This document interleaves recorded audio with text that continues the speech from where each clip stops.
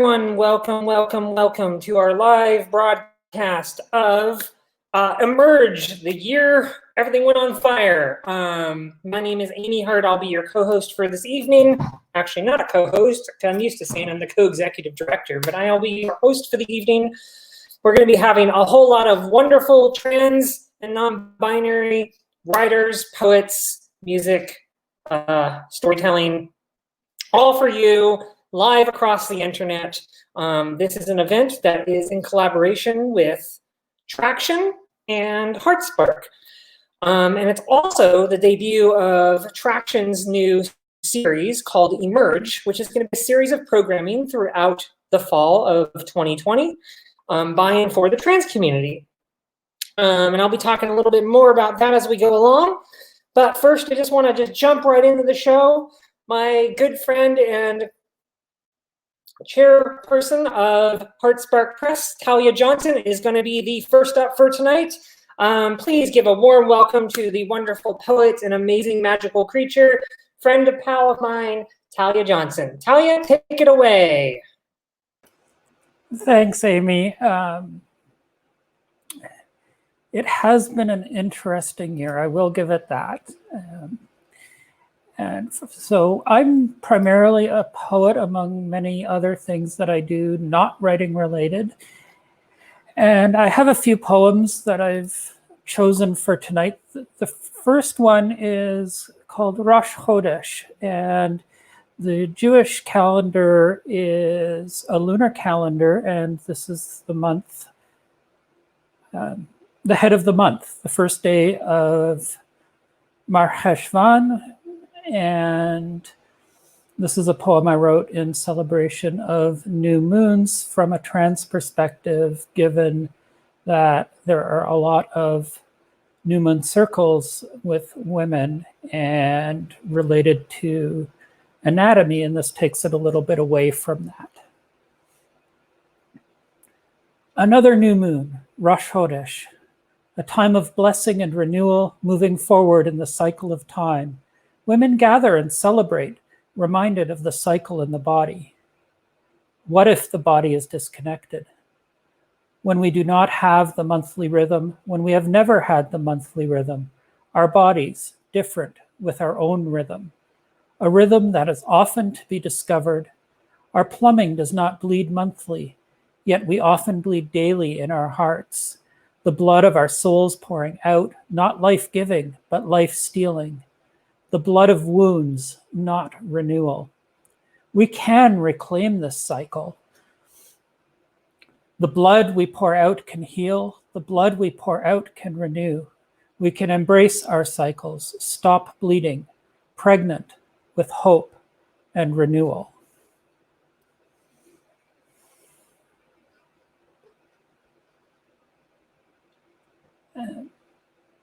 The second poem is based on the archetypes that we work with through the Kohenet program. I'm an ordained Kohenet Hebrew priestess.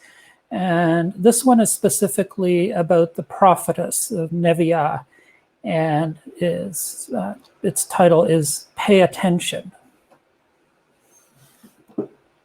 In the narrow places she speaks, a communication in sound, invisible language, in her actions that are not seen or heard, in art, in movement, in embodied presence, messages made accessible to all. Her prophecy expressing her truth, the denial of rights, dignity, and agency, the denials of community, shunned, exiled, the denial of identity, of personhood, her truths pushing back the lies. I am denied, shouted against, shut down. You tell me I am not really a woman. You tell me I cannot know my own gender. You tell me to shut up because I am not masculine. I tell you to shut up and listen. Pay attention. You shun we who speak our truths. You shut yourself off from creation's diversity. Block out that which challenges you. Deny those in your midst who are not out, not protecting community, but harming it. My truths are not easy to absorb. They are uncomfortable in mind, body, and soul. They push and break harmful boundaries. Fringes frayed, expanded, knotted, expanding the spaces we inhabit. Pay attention, you who struggle with God. Remember that the Holy Divine is God, that the Holy Divine is one. Pay attention to calls for justice, messages from those on the fringes, to the messages of Torah to care for others, to the call to care for the earth, our home. If you do these things, life will be rewarded.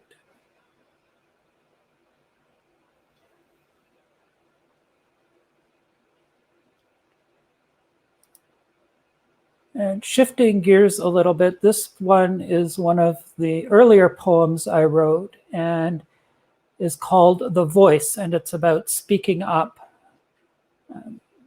having our voices heard, whether it's spoken or using alternate communication methods. The voice is creation, created order from chaos, formed the universe, planets.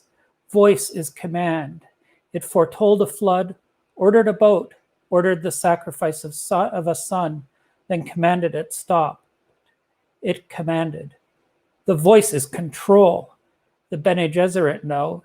It influences and compels. People react without thinking. The voice defines who we are. One accent, and Eliza is a gutter shite. A new accent, nobility. The voice is gender. Speak one way, and you're a male. A male voice is sir, respected and listened to, taken more seriously. Speak another, you're female. How you are treated changes. A female voice is ma'am or miss, not taken seriously, often dismissed. On the phone, the voice is a picture. The voice is intensity. The voice is soft. The voice is sexy. The voice is sad. The voice is emotion. The voice speaks truth to power, strives to heal the world, speaking out about climate change, the environment, and pollution. The voice speaks out against injustice, racism, Islamophobia, transphobia, transmisogyny, and the murders of trans women of color. The voice is our voice. We can use it or not. We can be quiet. We can be loud. We will be heard.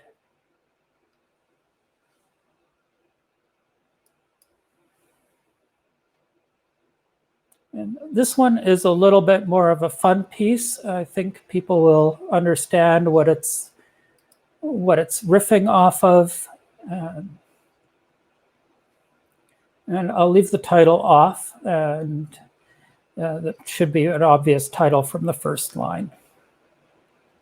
The naming of trans people is a difficult matter. It isn't just one of your holiday games. You may think at first, I'm as mad as a hatter when I tell you that a trans person has at least 3 different names. First of all is the name they were given that their family uses daily, such as Joe, Mary, John, Alice, or Matthew, given by their parents based on what may be between their legs. Some are for the boy children, and some are for the girl children. Some are given that are not specifically for boys or girls. All of them names that seem sensible and are used by society, often names that become dead and buried, left to lie in memory, never to be repeated. The second is the name the trans person chooses, the trans person's name that is particular for them, that is them and allows them to have dignity. This name may be one that other trans people have chosen, or maybe it isn't. It may be a masculine or feminine version of the name they had, or it may be something new, resonating with their very core. It is the name that should be used by family, by friends, by society. A name that may change as the person changes over time. Third is the name the trans person knows, deep in their soul, that might never be guessed. They may know it themselves or may still be seeking it. A true name with power that grounds and strengthens, keeps us going when all seems hopeless. A name that, if one is lucky, might be shared with those they trust, the name that is theirs, deep and unique, that reflects who they are.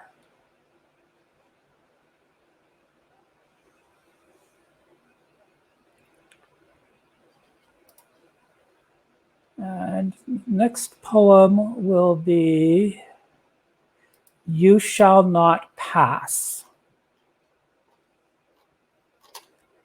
Looking through the mirror, a reflection looks back. Not really seen, not really me. A refrain passing through my head.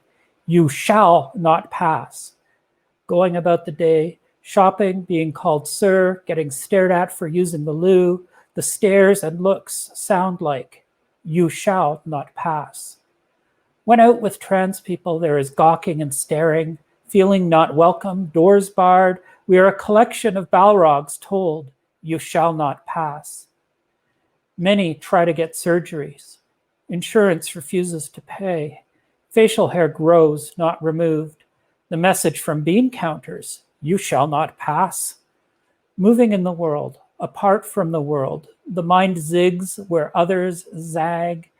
The odd one out, always hearing, you shall not pass. Shedding expectations, defiantly different, presenting a middle finger, refusing assimilation and saying, I will pass, passing on my own terms, celebrating differences, working with them, defining success for myself, saying, I have passed.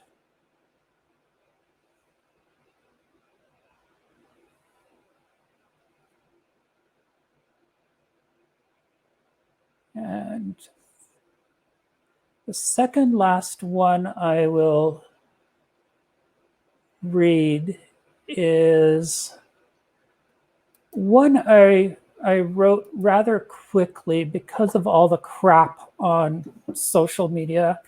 It's fairly short and it's called Reacting with Heart. We click on the heart because we love the post and it warms our hearts. We click on the heart because we feel empathy and are bearing witness to pain. We click on the heart because we are expressing solidarity. We click on the heart because the post resonates. We click on the heart because so much is bundled in that small word, love. And my final poem for tonight is Be a Man. What does it mean to be told to be a man? We are told that to be a man is to be strong, to be unemotional, to be an athlete, good at sports. But what if you're not? What happens to the little boy told he's going to be a man, told to be tough, told to suck it up? What happens when that boy knows deep inside he isn't?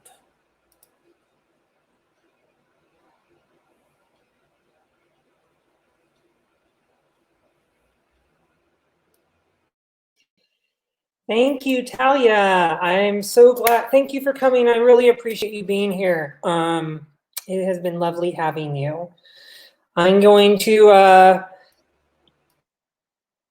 pull you off, and I'm going to introduce my very own dear friend, Lauren Louise. Little Trouble Girl is coming up to you next, bringing you songs from Virginia. Little Trouble Girl, take it away. Howdy. I'm Little Trouble Girl. All I know is trash, and I'm out on the back porch and ready to deliver some songs for you. This first one is called Fly Cherub Fly. Hope you like it. Here we go.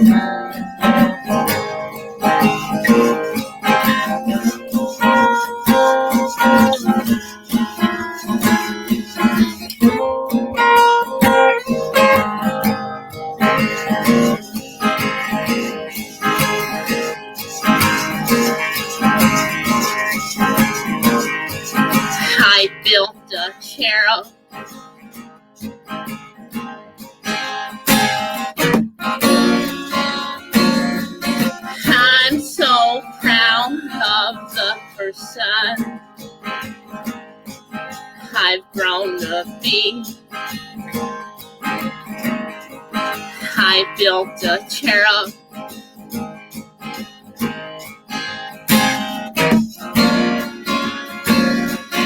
Even though you don't see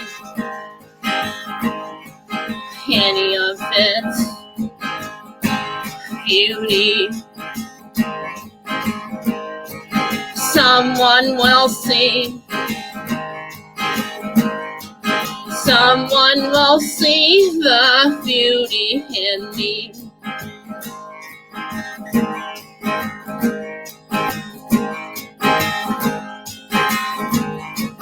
I built a cherub.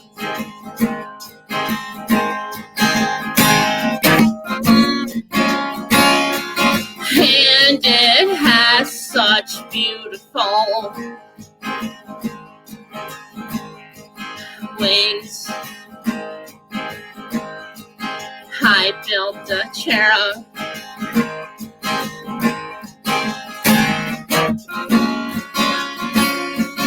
By the grace of the decisions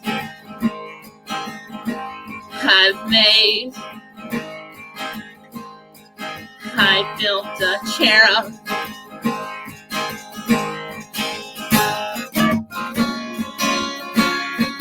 By the grace of the scars on my wings, I built a cherub.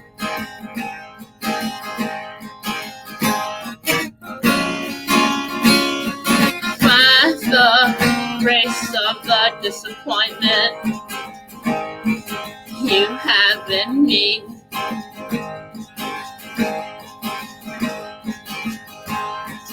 cannot roll over.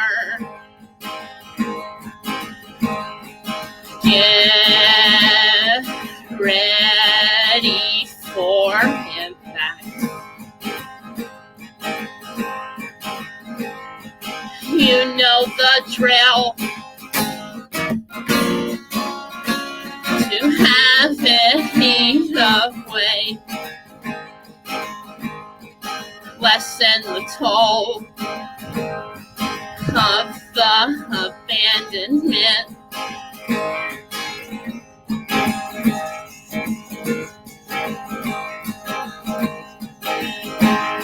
Sit in the fire,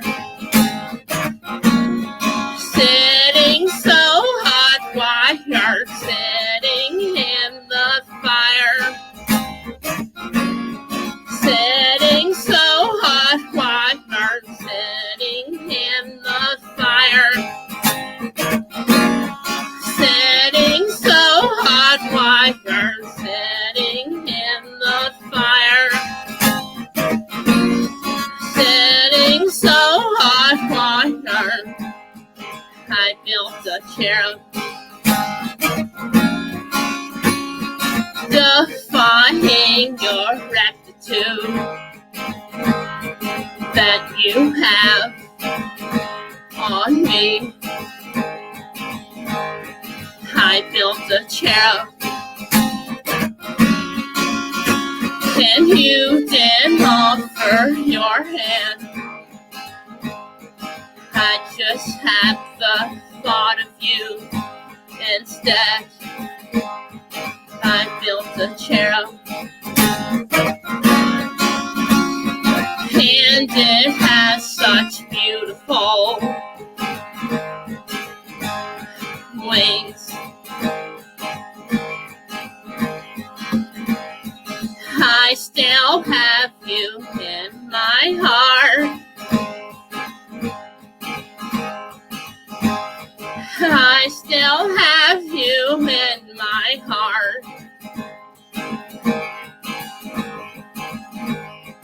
I still have you in my heart. I still have you in my heart.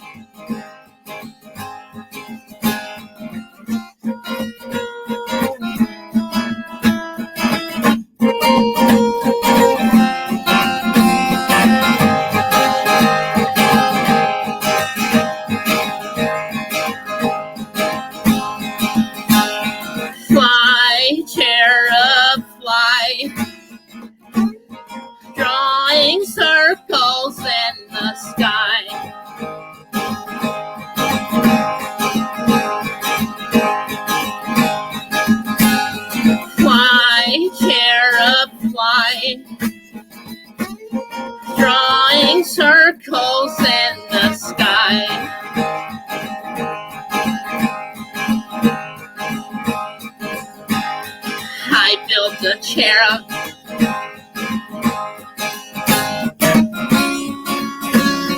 And it's something I can live with. And me. Fly, cherub, fly.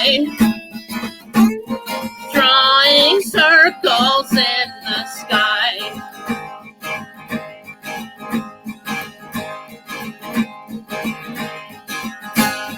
Fly, cherub, fly. Drawing circles in the sky.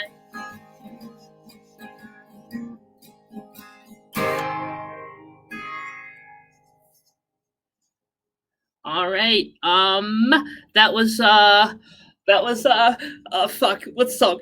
Fly, Chair, Fly. I have one more that I can do. Let's see. Fuck it. Rock and roll. This one's called Pawn and Rose. 1, 2, 3.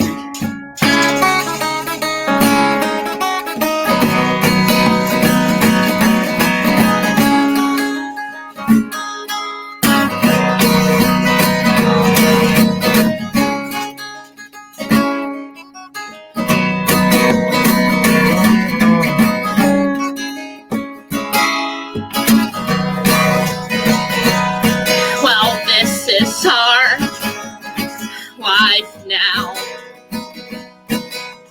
as I sit on and wait for the perfect lamp to take me away.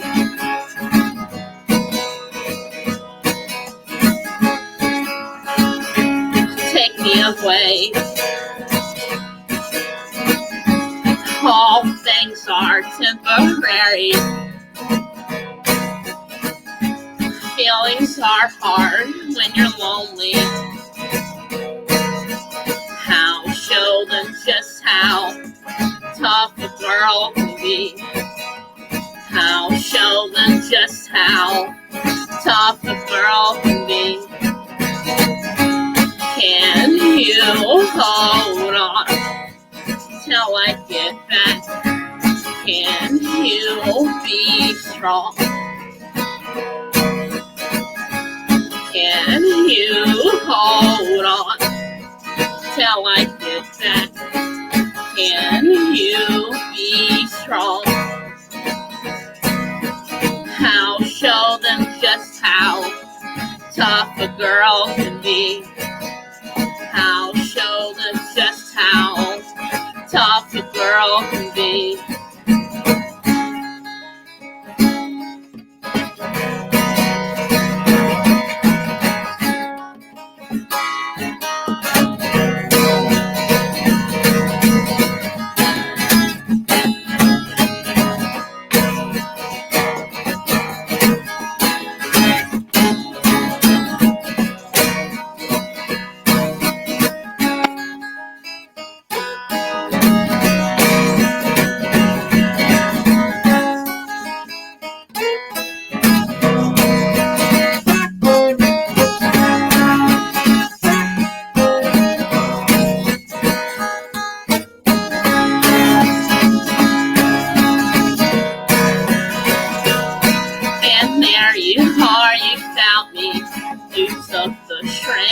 Off me, you left me. No, I'm not weak.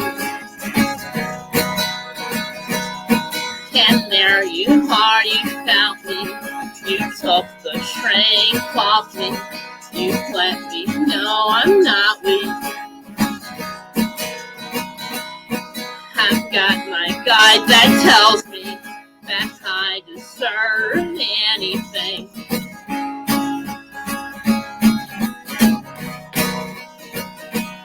As I hold on and wait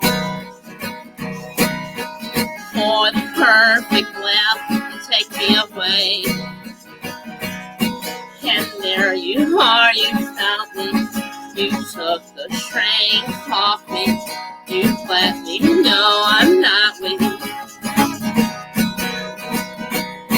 And there you are, you found me. You took the strength off me. You let me know I'm not weak.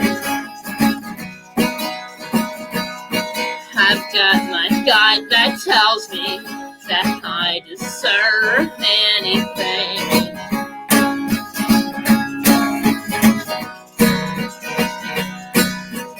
I'll show them just how tough a girl can be.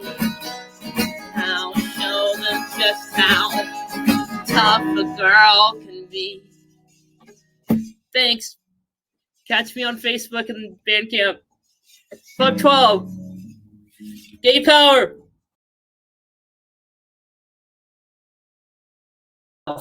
I muted myself. Don't mind me. Thank you so much, Little Trouble Girl. Little Trouble Girl has played at Heartspark shows, I think almost every Heartspark show since 2018. And yes, please go buy her music. Her music is amazing. She's wonderful. Support Black trans artists. Like, this is the real deal. Little Trouble Girl is it. Also, hello everyone, welcome to our show. If you're new here watching, we are streaming live from Olympia, Washington, and throughout North America to bring you trans and non-binary artists from throughout our continent. And we're so excited to have you here. Thanks for joining us.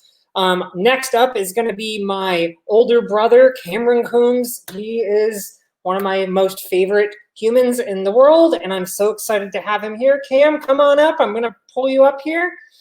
And I'm going to pull myself down, and here we go. Thanks for being here, everyone.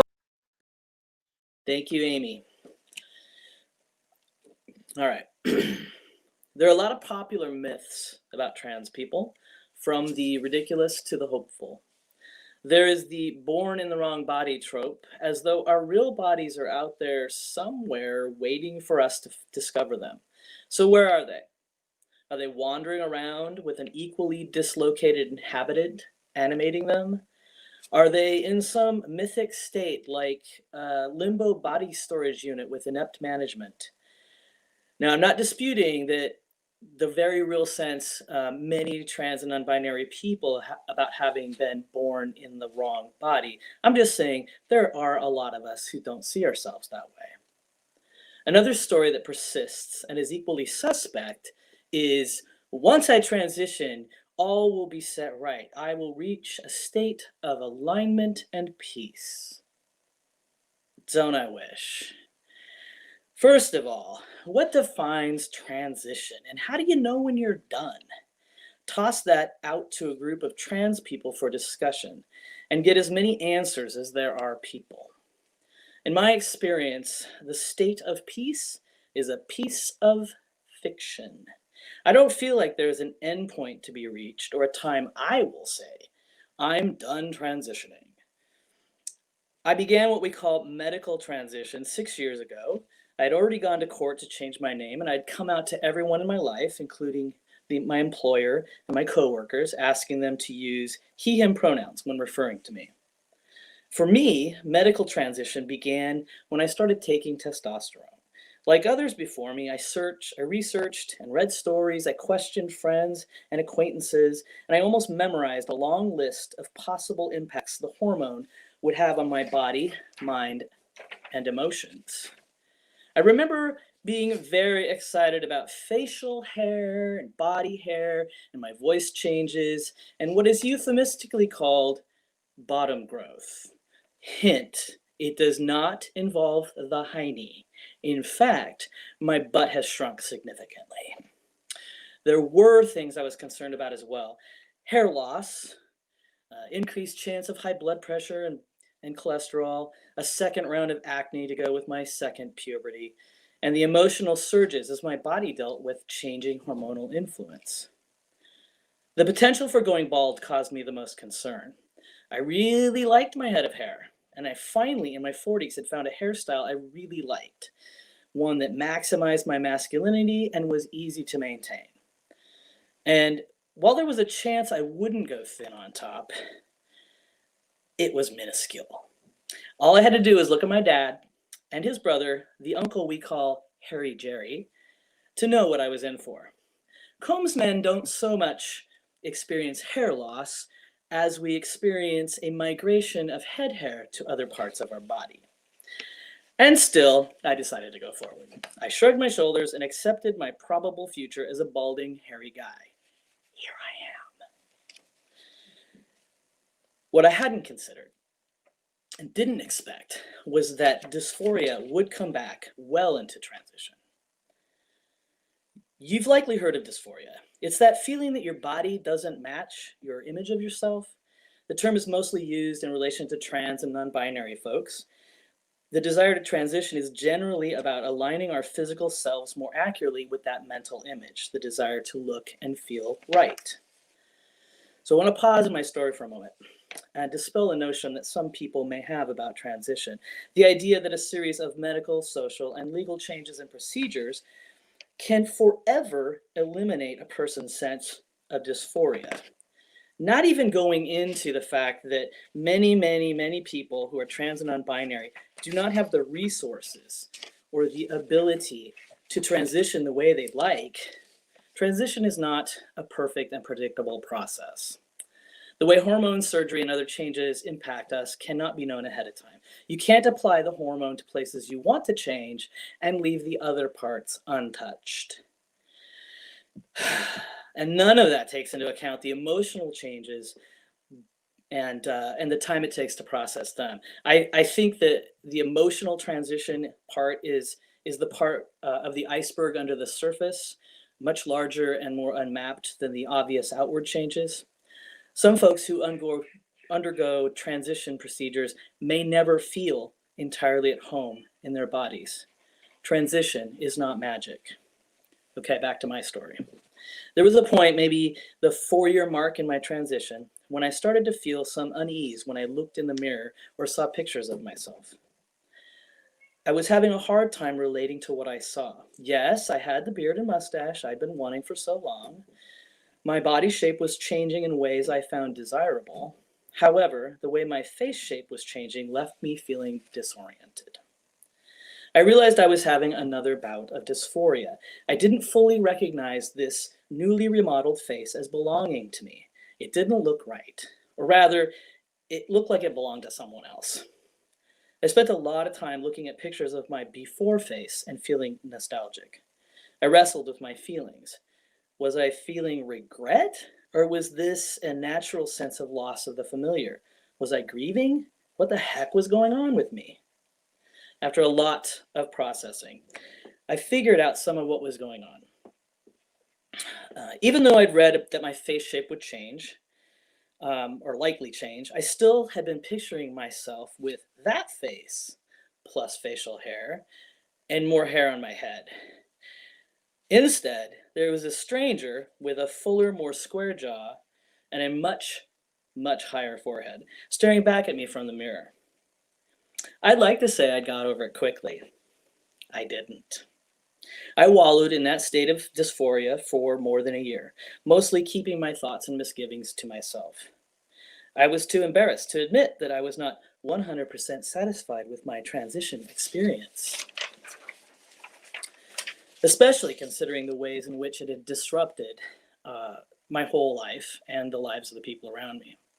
So I sat with it. Over time, I felt less and less disconcerted by my face, focusing on the exciting new frontier of beard and mustache styling. I confided in my sweetheart, who acknowledged that I had been very handsome as a butch dyke and was also handsome now as a trans guy. By degrees, I came to appreciate my new face and even accept that my thinning scalp did not detract from my looks. The point of all this is to say, being trans is not a destination. Rather, it is an ongoing process as long as we are alive. Some of us have very well-defined goals and procedures to follow to meet those goals. Some of us are finding our way as we go. Some of us reach a state of rightness that satisfies us. Some of us will never entirely feel right in our bodies, the bodies we were born to, no matter how much we remodel them. We all have a different story. All trans and non-binary people have our own set of challenges, hope for outcomes, and senses of self, all of which are valid and powerful. There is no one right way to be trans or non-binary. Instead, there are an infinite number of ways to be absolutely ourselves. All of that is the beauty of being trans or non-binary. We acknowledge that we are the creators of ourselves, even if those selves don't have as much hair as we'd hoped for, and we couldn't stop our asses from shrinking 3 sizes. Thank you, and good evening.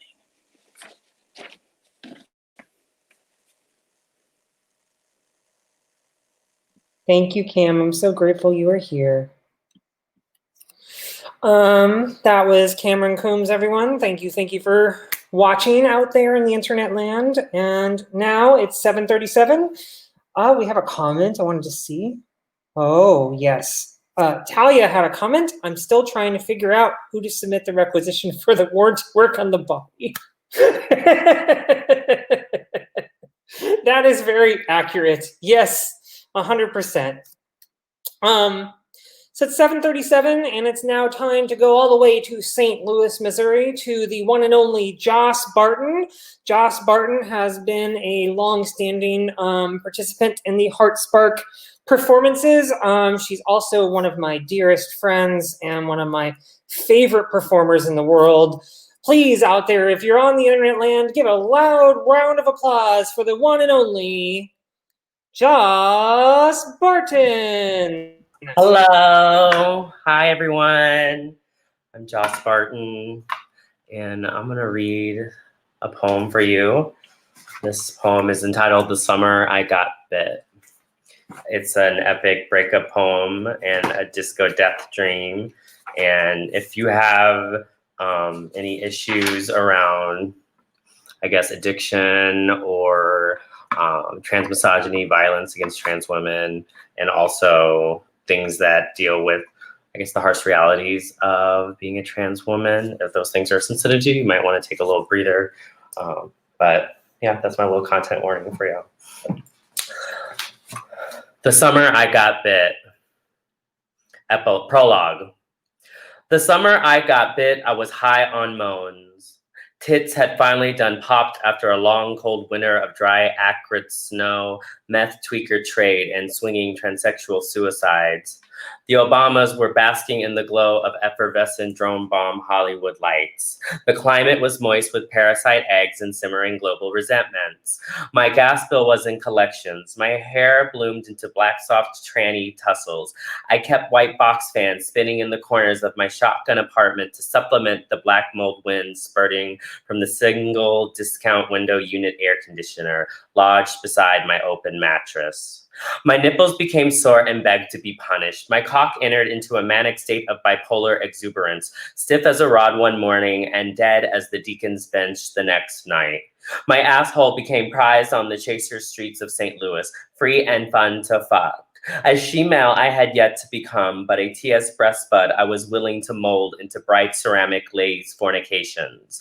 Poppers for breakfast, anal cream pies advertised during married lunch break hours, cock sucking until the jaw locked, and all I could chew were the bleached yogurts of young scrubby Dutch sons. The summer I got bit, he was working at Walgreens in an existential portal of corporate necro-nihilism. The summer I got bit, we met for coffee and end of shift French pastries after chatting and texting for a week.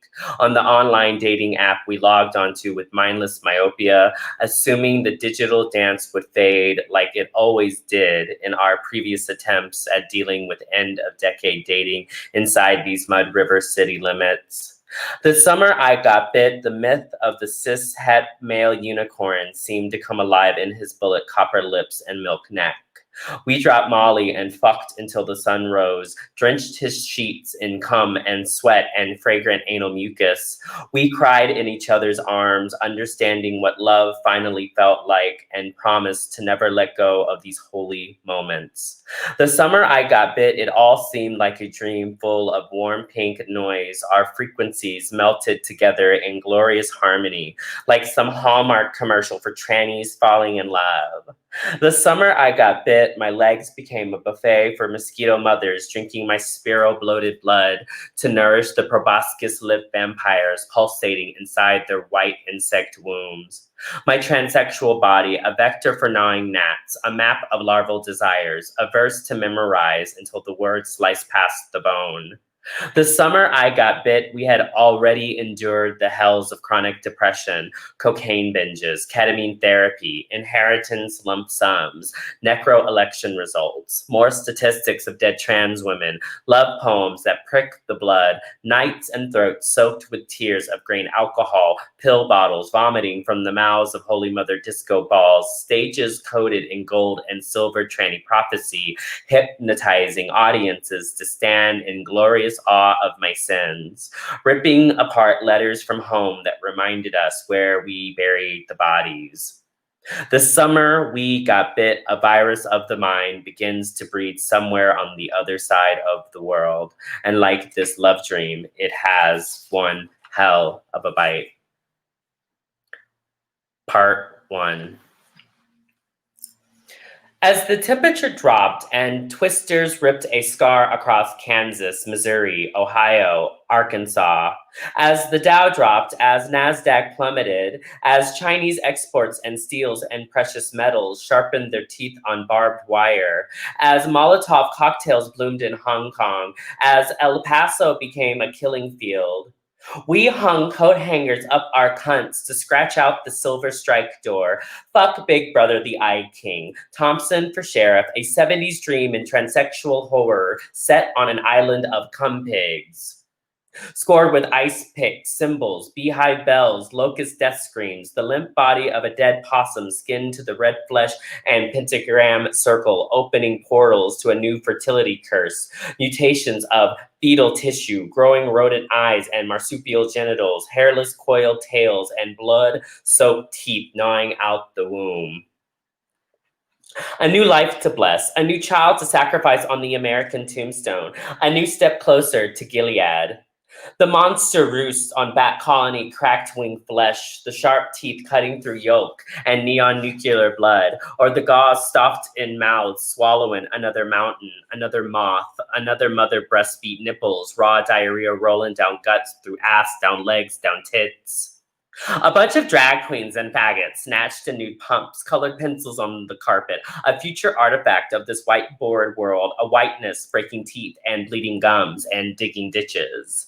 Amsterdam tears falling into the vodka crayons, the disco lights morphing into molecules of faggots fucking on the walls, all full of amphetamine salts and dreams of grandeur. What do it mean when I want to crawl out the skin and become another forgotten name on the listserv? What do it mean when I feel myself a tab popped on the Pepsi can acid tongue?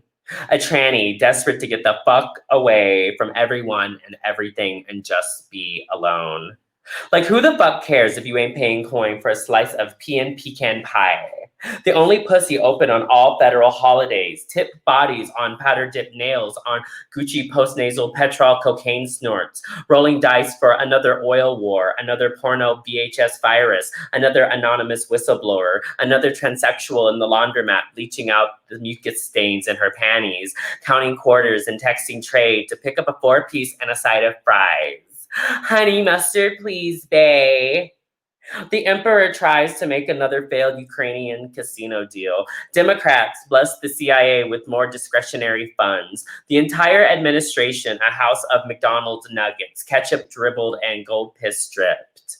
A flock of transsexuals sunbathing by an iridescent saltwater pool. Acrylic coffins peeled the tattered scraps of skin off estrogen-engorged nipples. Pinch the smoking roach and let the ganja cum drip off lip and tit. Our new Euro transsexual songstress ascends upon the streamcast throne with the help of an old rapist. How bizarre to simultaneously desire the molly-washed sounds of Kim Petras, while geeking for vintage Kesha drag, while drowning in pools of gin and tonics, while sucking cocks in boutique hotel rooms. Kim says, there will be blood, will be snipers, will be batons, will be encrypted police state emails, psychotic pussies pushing zombie trannies in milky cornea, the lip-stained and scat silk rope-wrapped wrists, silicone implants, saline-inflated ball sacks, throbbing hentai shemale necromantic cocks, Studio 54, cocaine-numb gums, the sour stardust on her face from ice demons masturbating. The MDMA codex of a new transsexual drug pop princess still requires a manipulation of the mind.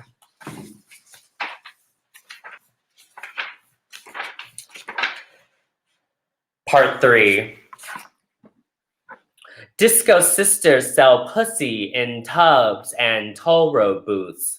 Tell you tea for another gender. Soft cunt like the bellies of snow crabs nesting off the rotten shore. Sick of all the drug lips, sick of all the bleach stains. She-males at the bar nesting for men with fat cocks and fat necks and fatter lies to be told. Pull up and deep throat them with holy sucking prayers like mother used to. Know this pussy you've been searching across the stillness of mass genocides for was meant for you. Kiss your man one last time and believe it was all worth it. Bend the silk print fibers of your mortal coil and know you were here once before. And if he never holds you again, just blow them so far horns and smoke the gods out on sticky white widow owl blunts.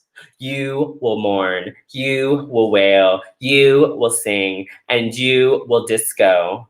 But you won't be joining your sisters anytime soon. Your disco heat has another song to sing, another summer to swell, another ghost to recognize, and while you're alive, you will honor them all and suck on life till sunrise. Part 4. This is your new tranny world, and she-males rule her now. Pump these pussies with pennies and rabbit hole crocodile skin. My sisters have seen what slithers before them. They can hear the soul-haunting crows of skullbirds. They see the bullet clouds. They smell the rat's nests. They know because it has come for them before. It has held spiteful tongues against their temples and wrapped their necks with spike-horn reptile hemicocks. As they've woken up in ditches and in overflowing tubs, basked in the blissful horror that the abyss does exist in the darkest of penthouse hotel rooms. While the shadows of empire are lit on our faces, where will you sacrifice the seedbed of needless desires? Where will you be when it comes for you and people you love? Will you take a gun or a knife or a song and deny all this? Will you betray every American flag? Will you be inside out on cameras? Can you hear the many chirps of wire in the brain? Do you know how this eats at my pelvis like some wound you get to canonize? Drape your love's frailty in jaguar silk blood sports. Marble mineral spider lilies are part of our brains now. Orchids are our breasts. My cum is bitter cocaine tears. My nights full of bareback broken deals and adulterous bathroom glass mirrors. Know your worth, and it shall cradle your nail-scratched neck. Be right with it, and the stench of death will be your guide. Blow this fucking nation to hell and back, and it will be your monstrous afterlife. Can you recite the summons of holy mother goddesses taken too soon?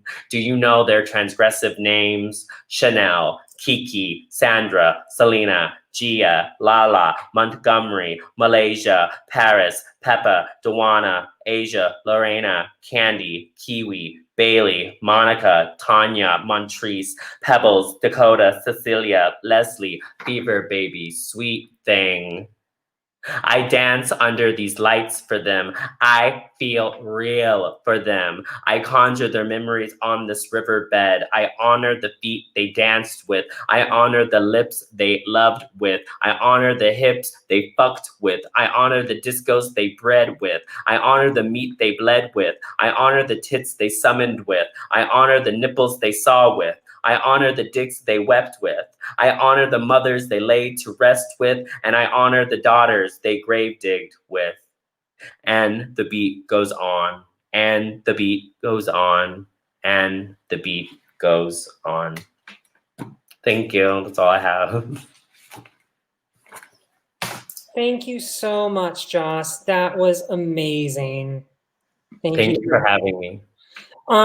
Is there a way to, I know you've got that wonderful, wonderful zine. Is there a way folks can purchase it? If you DM me via Twitter at ganjacum or Instagram at ganjacum_, and I'll put that in the little thing. Yep.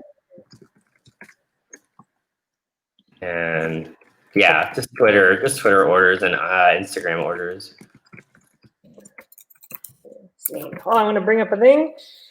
And yes, so please go order Joss's amazing, amazing zine. We also sell her book on Heartspark's website, or the first zine chapbook. Yes, please support this amazing artist. Joss is I feel like one of the most important voices of our time right now, and I really encourage you all to support her and give her all the cash. Please, please, please support our trans artists that are like doing the serious liberation work.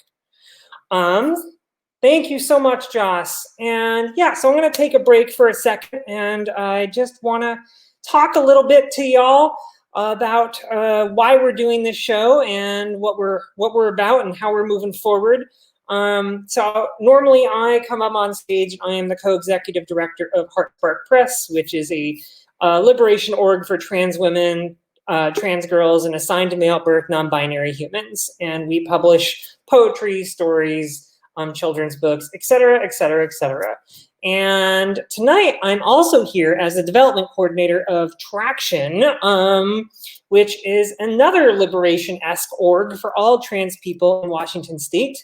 They've been doing work for a while in various forms, and tonight's performance, the Emerge, so to speak, the Year of Fire, is actually kind of like a big introduction to their series of online programming for the fall.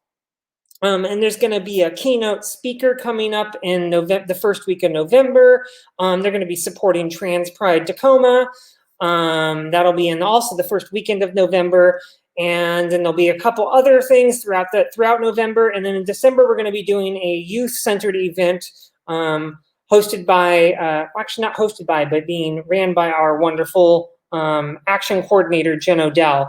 And I really want to encourage you all to just stay tuned. Traction is going to be doing some really amazing work for the trans community as a whole. And this is really the time we need to come together and stick together. The world is super hard right now, and things are scary. And not just scary, like utterly terrifying. And the only way we're going to make it through is by holding each other in one way or another. And however that we can do it, we can do it. So I welcome you all to check out Traction. You can find them on Facebook, Traction PNW. Also, you can find them online, tractionpnw.org. That's their website. The website's going to be going an upgrade, and I'll be sharing stuff more on the Heartspark page about what they're doing. So yeah, that's a little bit about Traction. And next up is going to be another one of my most beloved performers and friends and colleagues, and also my coworker, Tobi Hill-Meyer. Tobi is just an amazing, oh my God, I cannot get over how much I admire and respect, and really Tobi was one of the people who really made me feel brave enough to transition. And this is like in the mid 2000s. He told me to read a book that was very important by Ivan Coyote and Julia Serrano, and it literally changed my life. So it's so wild that it's like 15 years later, here I am on the same stage as Tobi. So Tobi, take it away. Thanks for being here, and have fun. Yeah, definitely. I think, that says a lot about the power of books stories and sharing our stories and storytelling. I want to quickly let you all know about my anthology, Nerve Endings, the New Trans Erotic, especially because I have a call for submissions for Volume 2 and 3. And the deadline for Volume 2, Nerve Ending Smut, was just a couple weeks ago, but it's going to be a rolling deadline until I finish reading all of the submissions. So you got at least a few weeks or a month left to go if anyone would like to make a last submission. But I'm going to read to you the piece that I'm going to put into Nerve Ending Smut. So it is going to be very sexually explicit. And I just want to give that heads up to everyone. Right now, it doesn't have a title. It deals with issues of dissociation during sex. That's another thing to be aware of. Right now, I'm just calling it my Untitled Dissociation Story. I finish the knots on her wrists and pull upward so that her whole body is taut and she is forced to stand on her tiptoes. With her body stretched out, she takes a sharp intake of breath. I run my other hand down her side and she shivers. My hand hovers over her naked pussy and I put my mouth next to her ear and say, I want you to beg for it. She pauses and doesn't say anything immediately. A flash of worry creeps into my mind. I'm trying to use this as a check-in. The last thing I want is for her to feel an obligation to beg for something she doesn't want. The breathing and shiver could be a sign of desire or a sign of panic.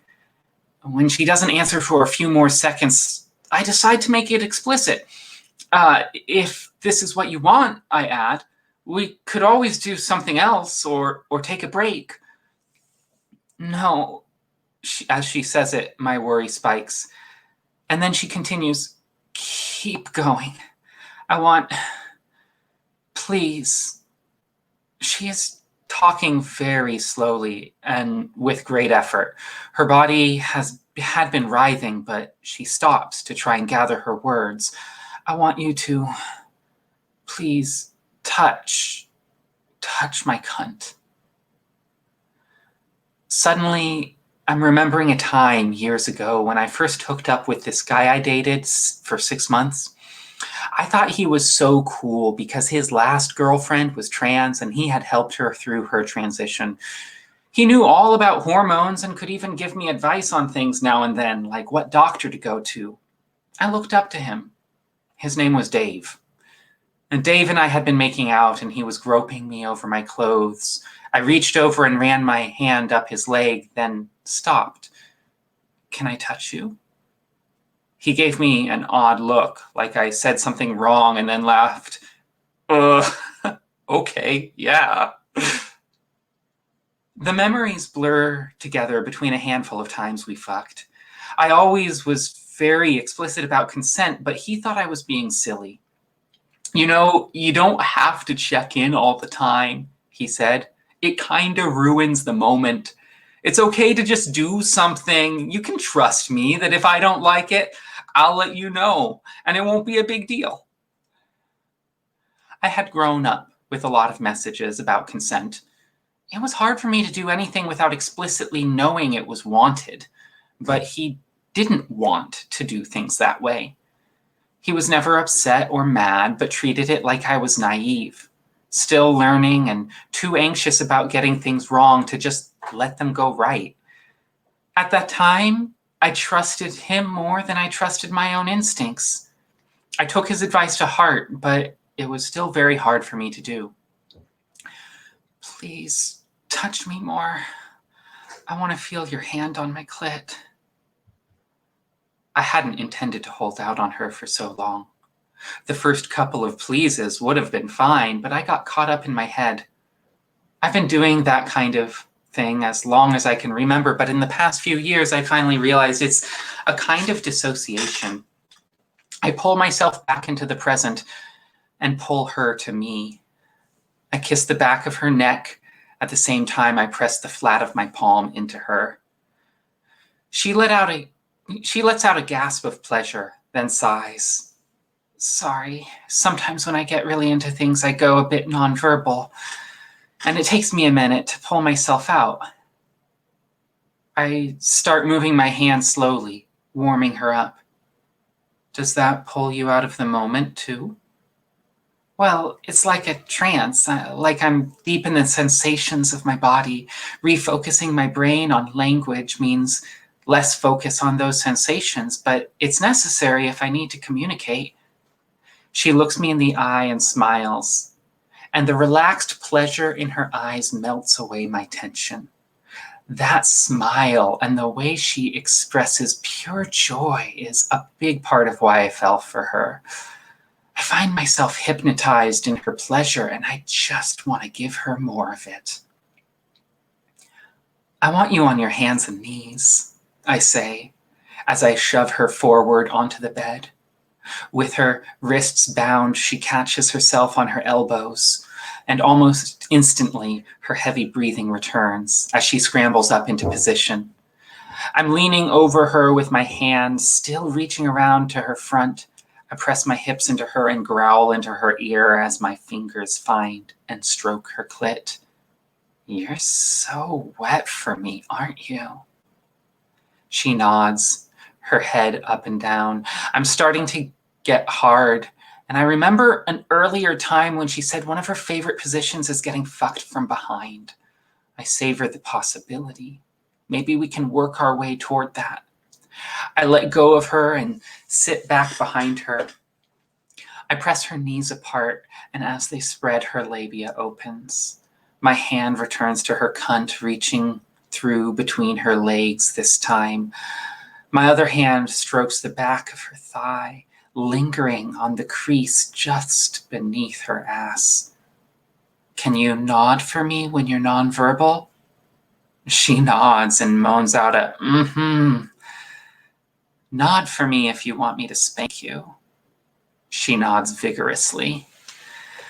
I can't believe I'm still thinking about Dave after all these years. He was so wrong. Checking in can be really hot. You just need to be able to frame it as an expression of desire rather than an expression of anxiety. That's what I was trying to do when I asked her to beg me for it. I was giving her a chance to tell me how much she wanted it, what it was she wanted, how much she needed to be fucked. That kind of thing can be like rocket fuel for a scene. That's what is happening now as I watch her enthusiastically nod and press her ass back into my hand. She's begging me for it, just like I asked her to. I give her a few light smacks, my left hand still wrapped around her clit. She gasps lightly at each impact. I pause a moment to stroke her tender skin, already starting to redden slightly. Even when Dave had been telling me not to check in so much, ultimately the lesson he taught me was how important checking in can be. Toward the end of our relationship, he confided in me a secret desire he said he never told anyone else about before. He liked the idea of being a sissy. He even showed me some of the porn images and captions he got off to.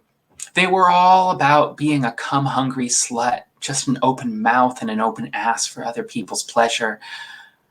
I know it's not being framed in trans-positive terms, he warned me as I perused futa and trap hentai, but it gets me really, really hot. Do you think you might be a girl or something? No, I'm definitely a guy. I just like the idea of being a sissy faggot hole to be used by whoever. Men, women with strap-ons, trans women.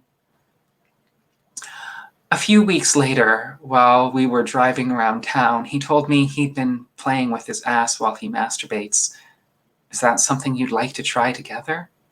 He sheepishly said, maybe, then looked away. A moment later, he changed the subject. We agreed to explore the sissy thing on our next date. He wore panties as we went out to dinner. At one point, I called him a good boy, and he flushed. I wanted so badly to give him this fantasy. When we got back to his place, there was a moment when I wanted to check in with him. In hindsight, I really wish I had. But I was trying to give him what he wanted. He had been hinting all week. This is what he told me he wanted. So I didn't take him out of the moment. I grabbed his waist and I tried to growl it, but it came out more like a whisper. I'm gonna take your ass now. He said okay and moved into position. I believed him. I often wonder if his answer would have been different if I asked a direct question, if he would have sat with me, or if he would have said the exact same thing. But the next day he told me things hadn't been okay. He froze up. He endured it because he thought he was supposed to. It wasn't good. And then he dumped me. Secret fantasies are like a spark of fire. Uncover them and give them enough fuel, and the heat can create mind-blowing sex. Expose them to the wrong element, though, and you're going to get burned. Her ass is pink, and I can feel her shiver when I let my fingers graze over her skin. I fall into a rhythm with several lighter impacts punctuated by a more significant one. Strong enough that she jumps forward slightly, causing her to rub herself up against my other hand. I'm trying to keep 2 parts pleasure for each part pain, and it helps at this point that she should be riding the endorphins well enough that this won't be nearly as intense. I pause from the spanking to give her a break and use the opportunity to place a finger over her opening.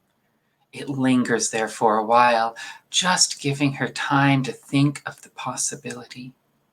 She starts nodding before I even ask her anything. Someone is hungry for more. I press into her and give her a moment to adjust, resuming the spanking. I'm going lighter now, but still enough to cause her to jump forward. Only this time, there is no break in between. I increase my tempo, and now she's fucking herself on my hand. She's moaning and yelling like some kind of wild creature, delight in her animal senses. Do you want me to fuck you? She nods. I reach for a condom and slide it on. Show me, I say. Show me how much you want it. She reaches a hand back to grab my thigh and pulls me closer. She presses herself into me and rolls her hips back so her cunt rubs against me. I can feel her heat and wetness through the condom. She turns her head back to make eye contact with me. I want you to take me. You can use my ass if you want. She puts her head down and raises her hips to me. A moment goes by. When I don't respond and don't start doing anything, she turns around again. I don't know what my expression is on my face, but she notices something is wrong. I have to say something. But, it's your body. What do you want me to do? I want to be used by you. Fuck me however you want. I sit back down. Now it's my turn to have difficulty with words. Is this her telling me that she wants anal? If I choose something else, will I be disappointing her?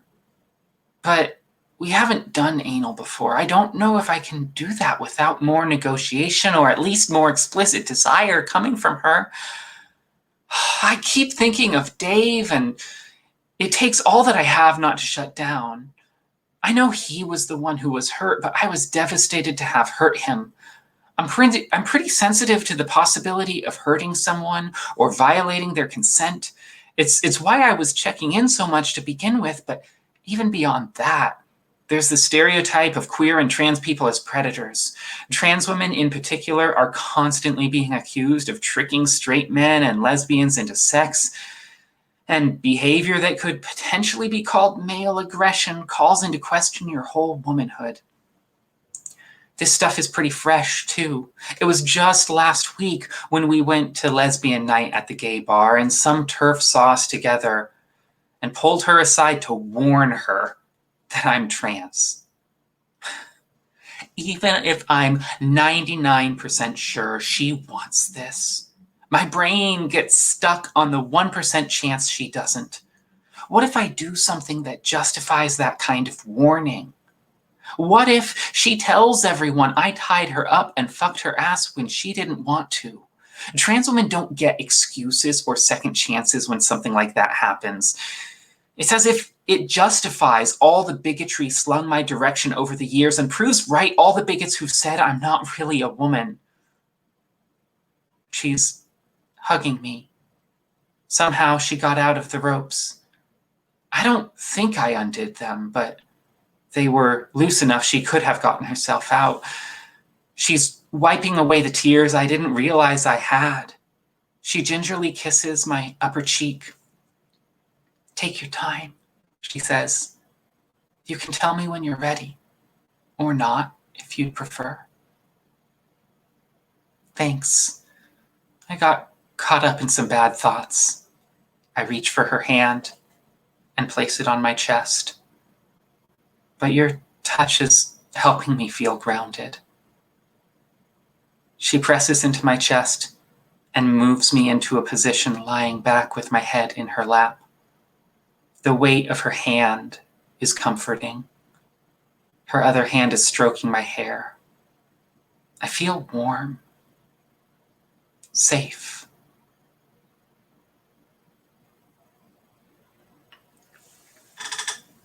And that's the first half of the story. The second half needs a little bit of touching up, but then you'll be able to see it in Nerve Endings Smut, which, if everything goes according to plan, should be out by about this time next year. So that is, that's what I got so far. Thank you so much, Toby. I'm so grateful you're here. Well, Of course, it's so fun and lovely to be a part of this. yeah, thank you for being here. I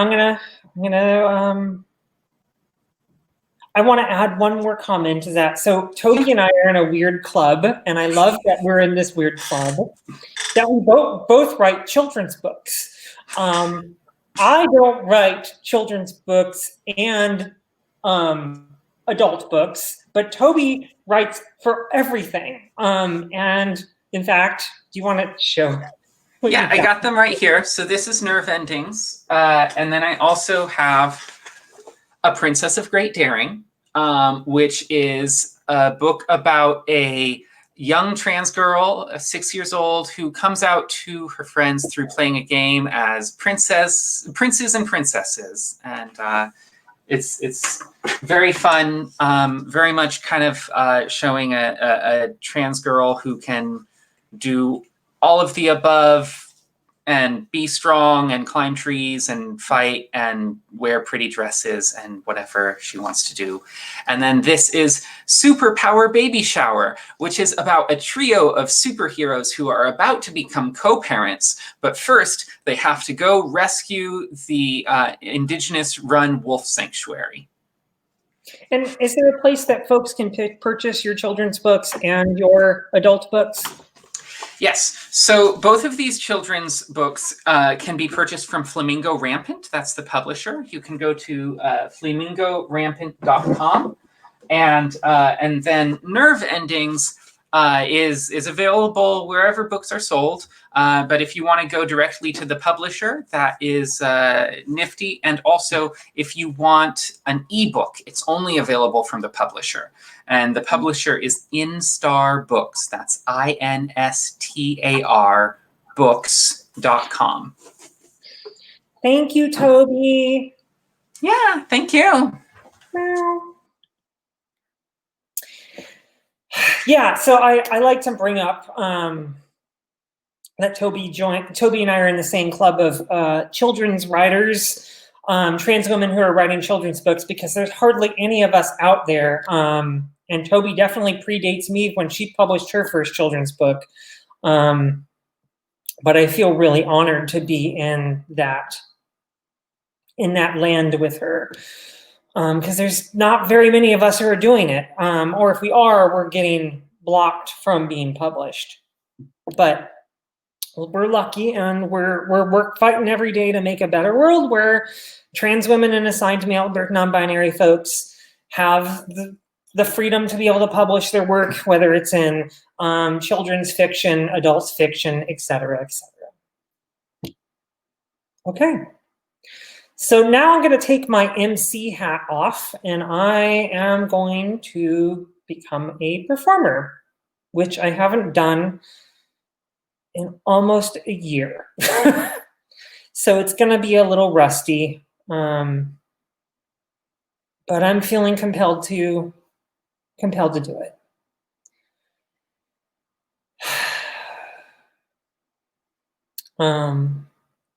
So yeah, here I go. I'm gonna see where this goes.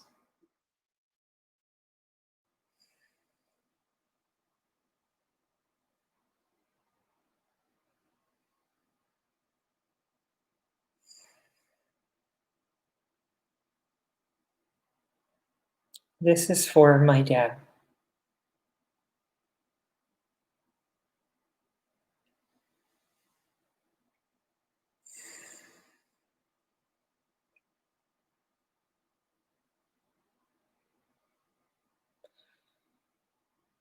Come with me, and you'll be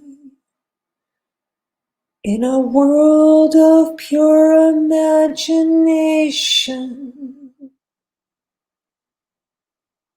Take a look, and you'll see into your imagination.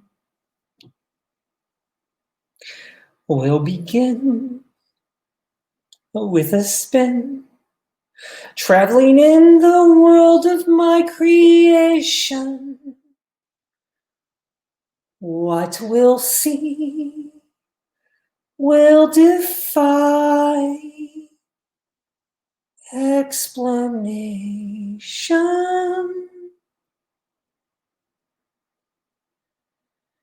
If you want to view paradise, simply look around and view it. Anything you want, he'd always tell me to do it. Do you want to change the world? There's nothing to it. There's no life that I know to compare with pure imagination. Living there, you'll be free if you truly wish to be.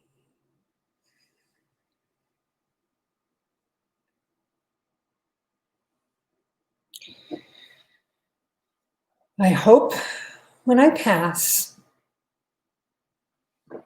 to always be a glimmer. In her glasses, a quiet shadow beyond the corner. The lens flare of a photograph. A light just past her vision. I hope when I pass, my whispers, they remain as calls. Reminders of a story, of a song, to hold my sisters, my daughter, my nephews, and sons. For everything that they are and ever will be.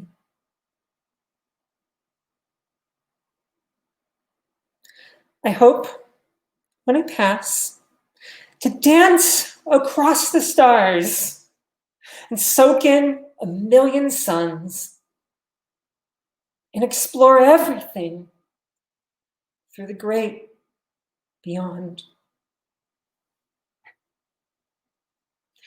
I hope when I'm gone to spiral across the multiverse and explode like a supernova, faster and faster and faster, unfolding right into your arms. I hope when I pass that my families will remember their birthright.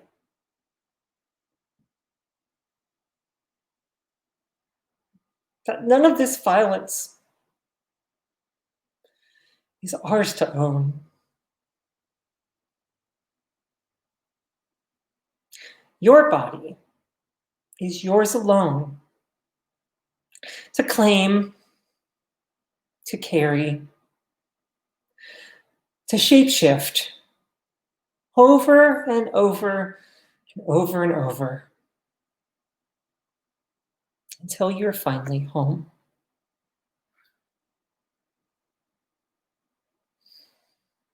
I hope when I pass, I finally grow into my wings. See them flapping back there? I hope to unfold into eternity and bloom forevermore across a bright blue sea. Thank you.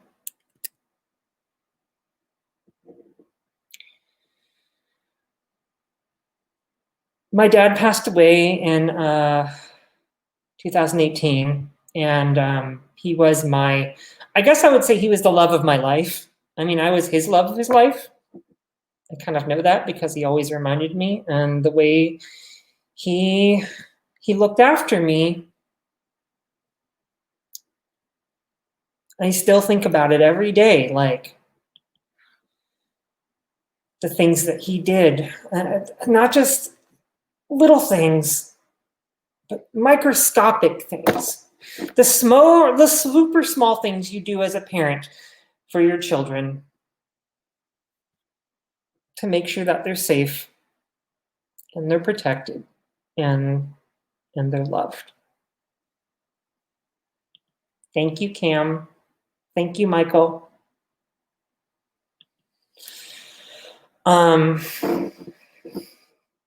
So yeah, he inspires me every day, even when I don't want to wake up and I don't want to be here, to keep trying and to keep fighting and to keep believing that we can live in a world that is not this, that we can have magic and hope and love and light and goodness, even when everything looks dim and dark. So yeah. I'm going to read one more thing, which I never read, and it's also about my dad, and I hope you like it. It's from this magical book that I made with my co-director and a whole bunch of other humans, 99% chance of magic. And I hope you like this little section. It's pretty cool, and it's good. It's good stuff. I should preface this. It's about a trans girl who travels across time and space to save the world. And she gets to see her dad along the way.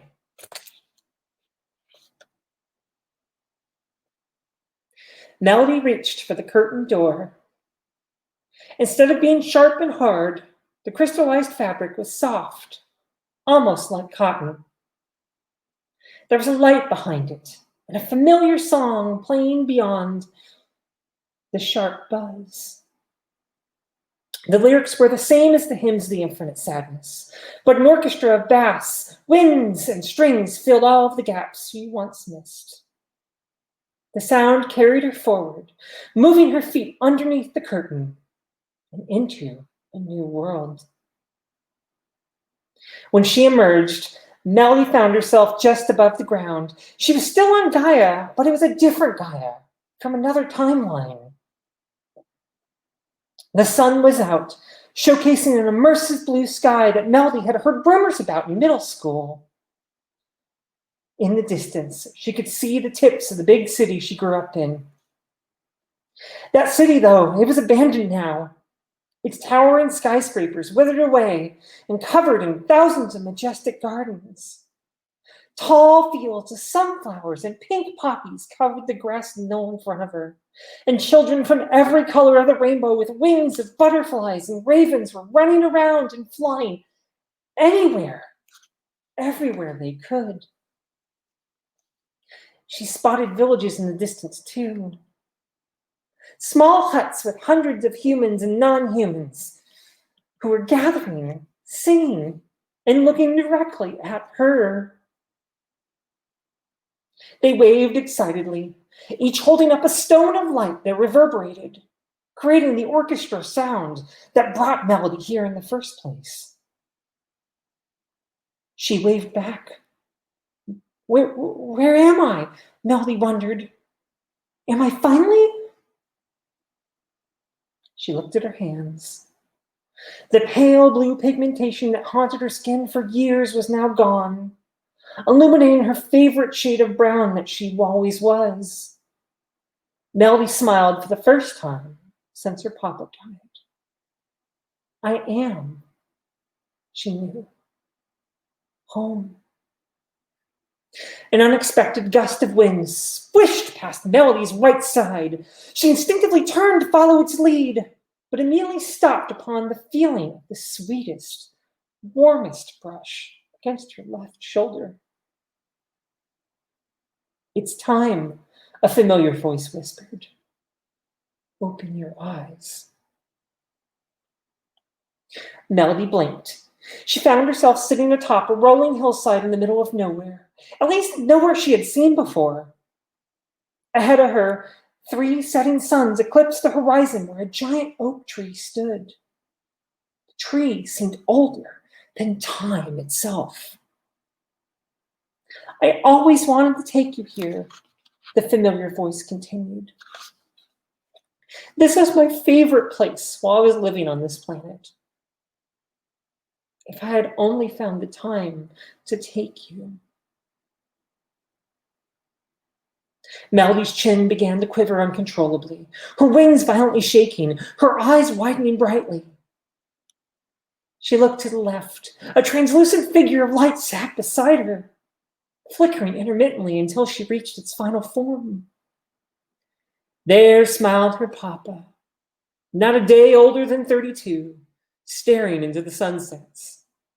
His curly hair was bushy, black, and thick, exactly like she remembered. My little star, how long you have journeyed, Papa softly smiled, barely holding back his tears. It is so good to see you again. Melody collapsed into her father's arms, throwing Papa momentarily off balance. He held her tightly to his frame, transferring all of the weight she had been carrying across the universe for all of those years. Curling into his lap, Melody cried and cried and cried. She never thought she would feel this safe again. You were, and always shall be, the light of my life, Papa spoke while gently brushing Melody's hair, carefully lifting each strand out of her eyes. I only wanted you to feel loved for everything that you are. That was, and that is, your birthright. The sun faded behind the rolling hills, and 2 moons soared into the sky. Thousands of stars emerged, carefully sprinkling themselves across the twilight above. Papa's eyes met a sparkling ball of light, the train of rainbow dust speeding through the air.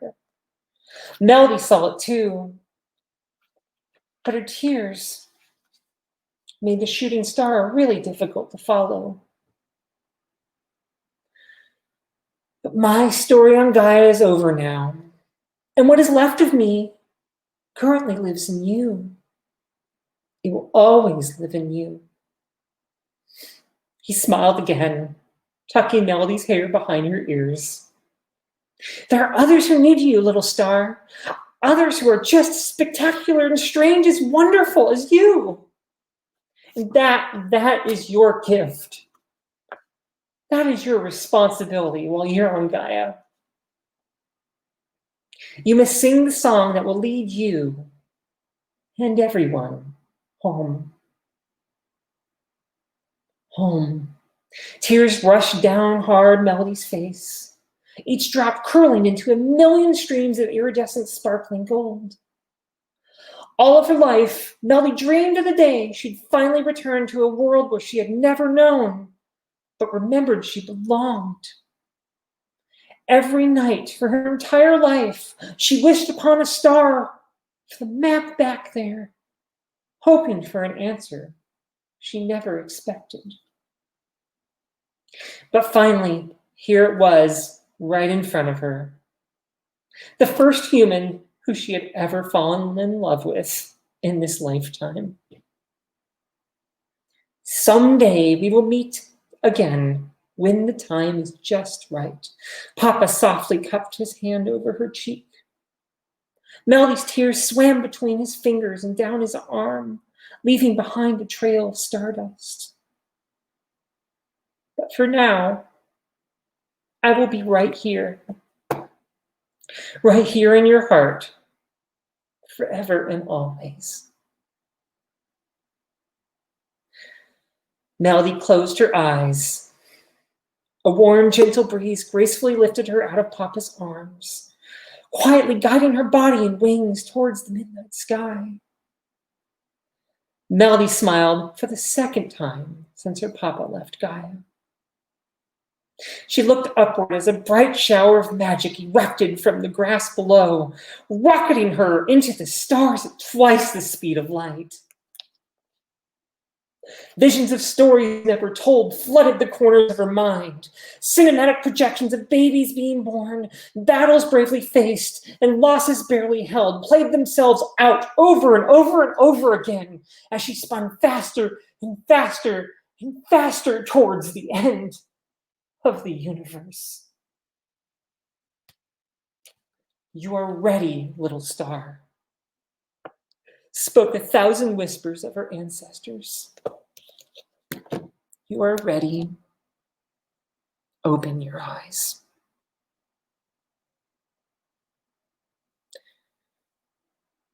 Love you, Papa. And for the final act of tonight, it is my co-executive director and dearest and most beloved friend, Luna. I'm going to give the show to you. Here you go. Thank you so much for being here. Hi, everyone. My name is Luna Merbruja. As Amy just said, I am the co-executive director of Heart Spark with them.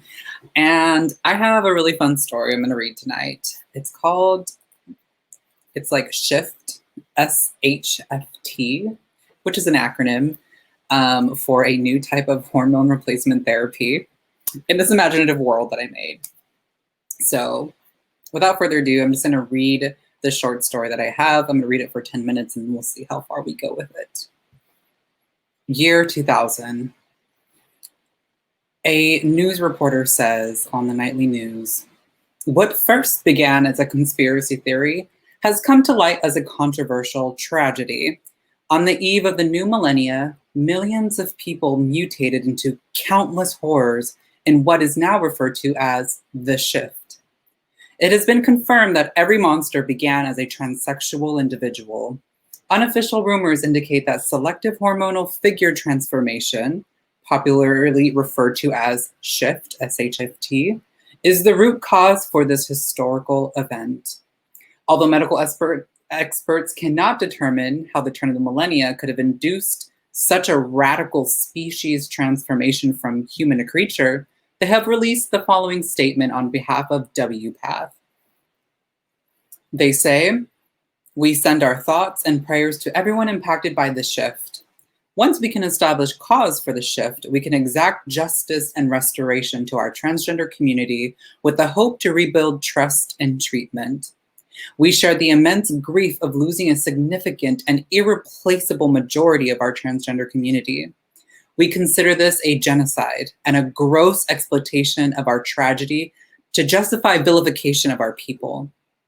However, we shall recover our losses, heal our living, and resist extinction. With a generous heart, we hope everyone rises to protect and defend transgender lives now and forever. 3 decades ago, in 1970, it was a foggy morning that made Lilith's brisk walk a little torturous, though she was grateful the chill kept her tuck in place.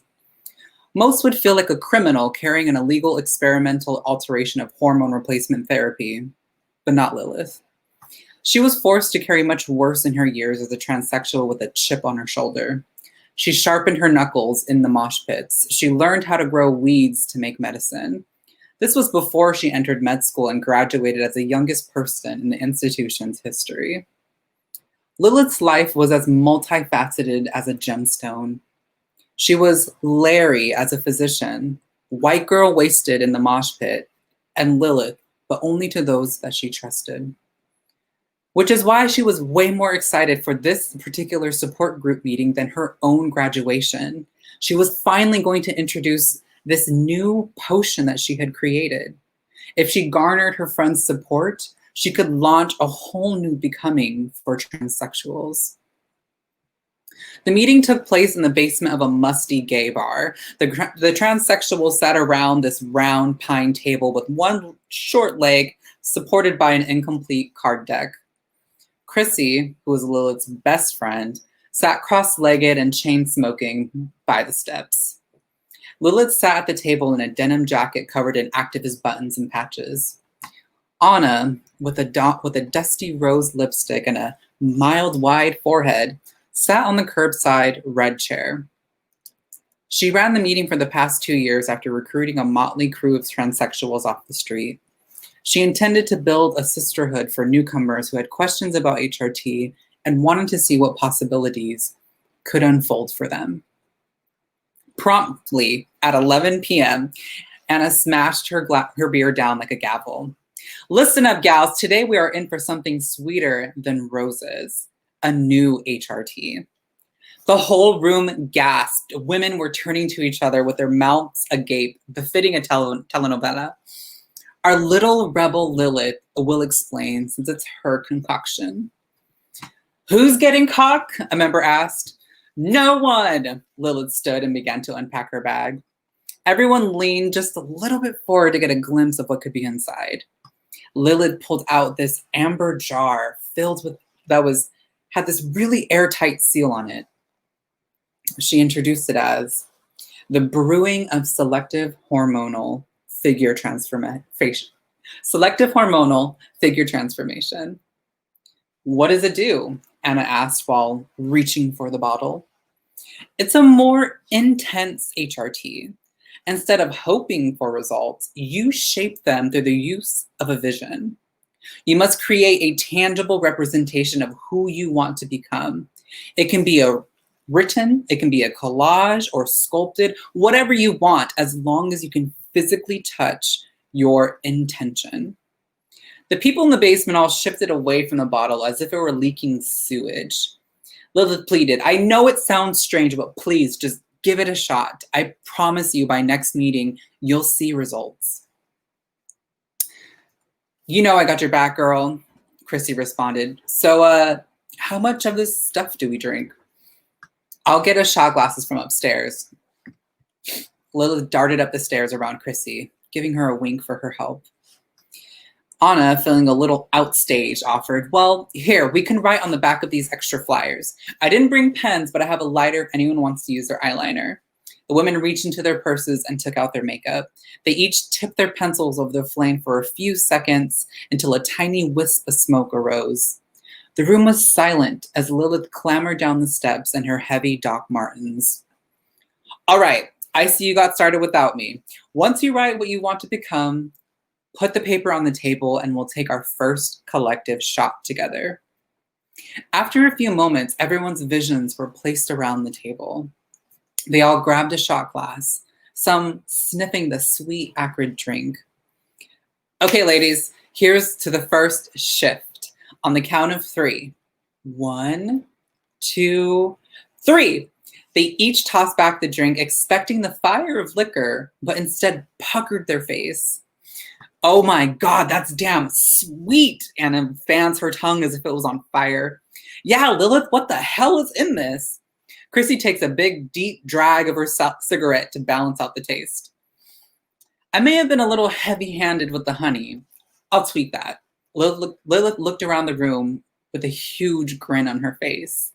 As the girls touched up their makeup to prepare for their rose bouquets, Lilith kept mental notes about her first shift experiment.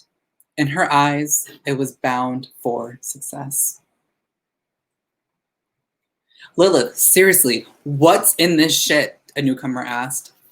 It's honey, water, HRT, spell work, and a starter, kind of like in kombucha.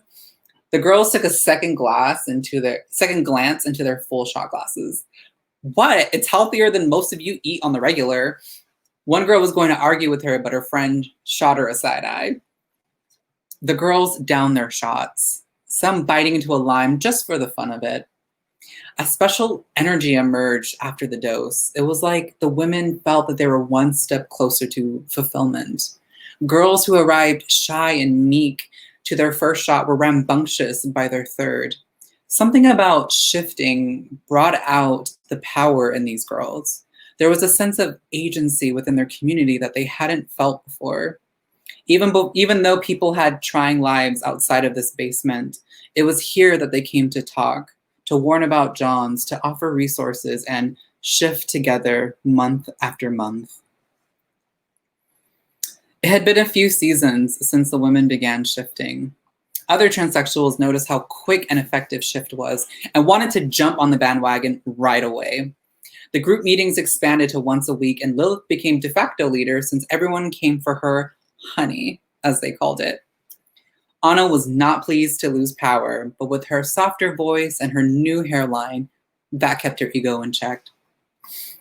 Lilith began interviewing the girls to track physical, emotional, sexual, and spiritual changes. It was an arduous task that proved helpful in establishing trends. She knew her data and shift administering would not hold up in academia. However, as the sole distributor of shift, she was able to control the frequency and dosing of shift. The drug worked almost miraculously. Even the women who changed their original vision kept shifting into newer selves. Lilith could not have imagined better results. Even the side effects mirrored HRTs, which gave more peace of mind to Lilith. She had heard that Henry Benjamin was looking for her, but she avoided him at all costs. Who knew what a man would do if a woman perfected his medical achievements? On the anniversary of Shift, the girls threw a huge party. They rented the entire gay bar to themselves for a night, no longer confined to the dusty basement with its half-broken bar stools. They played a mix of pop, punk, rap music as a group of girls joined the dance floor. After a few hours of partying, a lineup of gender nonconforming artists took to the stage to demonstrate the power of shifting. One woman showed that she was able to grow nails that a hammer could not shatter. Another person showed that their burn scars on the left side of their body then turned to show an entirely healed right side. Another person showed off their green tongue, and a woman revealed her unbelievable hip-to-waist proportions. One person sat on a chair, spread open their legs, and exposed the beginning slit of a vagina beneath their penis. It was a dazzling display of show and tell. And of course, Anna wanted to close the show. Lilith was instructed to pour her honey into dozens of shot glasses for their new friends and old comrades. Lilith, in her tight black jeans and denim vest, pulled over a screen-printed Christina Jorgensen shirt, walked around passing out honey shots to everyone. They all quivered with anticipation as they awaited their sweet ritual. Anna stood next to a large cage draped in red velvet. She began. Greetings, my dearly beloved. We are gathered here today to mourn the loss of one of our sisters. Everyone gasped, totally taken aback. whispering to each other if they had actually heard about a murder. Anna continued, "It was not a trick nor a cop. It was one of our own here who's orchestrating our demise." The room was dead silent, except for the beat of everyone's heart panicking. This is what happens if we take shift long enough. Anna peeled back the cloth to reveal a grotesque creature crouched down, head to the ground like an alligator. Everyone screamed in horror, spilling honey across the floor. Some tried to bolt out the door, but Anna held the key in front of the audience. "I want justice, Lilith. How could you do this to one of our girls?" Anna's challenge brought silence to the room again as everyone turned to face Lilith. She put down her shot glass and climbed the bar. She took a deep breath and began. "I knew it could be possible that some visions may alter a human beyond its species. I checked everyone's vision to make sure they didn't stray, but I did hear that some chose to become monstrous rather than human. I cannot control that." Lilith could see some sympathetic faces. Unfortunately, Anna could see that too. "No, you can't control visions, but you kept giving them honey, knowing they were becoming monsters." Anna gestured to the room. "Do you really think that you can keep playing God and screwing up our lives?" "Hold up," Christy interrupted from the crowd. "You haven't complained one single time this entire year about shift since your ass became stealth. Now you want to get up on stage and have some coup because you feel dethroned? Bitch, please."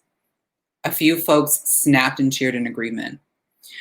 "Oh, so you want to defend the white bitch who said Asian girls got it easy because we're demure and petite. The same white bitch who said black girls got it easy because they have civil rights behind them," Anna retorted, arms crossed and attitude firm. The room was suddenly filled with tension, everyone feeling conflicted and scared. "By the way, Lilith, why did you create a transsexual formula that you don't use? It's been over a year and you still look like a bricky boy." Lilith looked at the crowd. Some avoided eye contact. Others stared at Lilith with furrowed brows. She resigned. "Look, I know I said wrong things in the past. I'm sorry for that. I learned and I tried to move on by making something that everyone can benefit from. I look the way I do because I like the way I look. I made shifts so everyone could feel like who they truly are." Lilith crouched down and sat on the bar feeling defeated. Anna cut the silence short. "How about this? Who here wants to keep drinking this shift shit?" Several hands shot up, but then, as if on cue, the monster let out this ferocious growl. Most people retracted their hands until only a sparse few held them up. "Excellent. Let's go to my place. I have enough HRT stockpiled over the year to get us through a few weeks until we get back to the clinic." She led this exodus of transsexuals into the street. The remaining few people stood around looking at the mess splayed across the floor. Lilith started crying, which prompted everyone to leave. Except Chrissy. She stayed behind, holding Lilith long into the night. When her breathing started to stabilize, Chrissy brought them each a shot of honey. They tossed it back, unsure of what was to unfold next. Okay, there's more to the story, but I'm gonna stop it right there because I like leaving people with a little mystery. So before, I'm done reading, but I wanted to explain a little bit about the between these people. One, I wanted to make a trans villain, and I wanted to do a villain that had a reason to become a villain. So as you can see with Lilith, she's made this amazing potion. It's worked for everyone. But then she kind of gets like attacked, right? I think this happens a lot within the trans community when you have someone who does a lot of good, but they also have some bad at them too. and there might be some issue or some kind of conflict that causes them to be exiled from community. I was trying to build up this narrative about Lilith and how she ultimately did a lot of good, but also her bad deeds caught up to her too. I try to do both sides where it's like, I just want more trans characters who aren't angelic and who aren't demonized. I want something that's in between. I want a little bit of both. And I want a community, a story that reflects the community for what it is, because we often do have a lot of conflict and we often do have to deal with these things, but we don't actually write stories about that conflict within our own communities. Also, it was a lot of fun doing research about HRT and seeing how many men were involved in that process. And also, I did focus a lot on trans women, but I think, yeah, I focus a lot on trans women because that's the community I know best. But yeah, it's just a concept. That's what I was going for. I know it can be a little controversial, but I hope that explanation will give you some idea of what was going on. So yeah, this story is titled SHFT. I am going to be publishing this in a collection of short stories called 11 Legends. This is one of the legends. And it will be available through Heartspark Press eventually. I'm still writing it, so I'm not going to put a deadline on it quite yet. But yeah, so if you like this story and you like the work that we've had here tonight, please follow our work. We are all over the internet. And yeah, that is it for me tonight. Thank you all. Thanks for listening.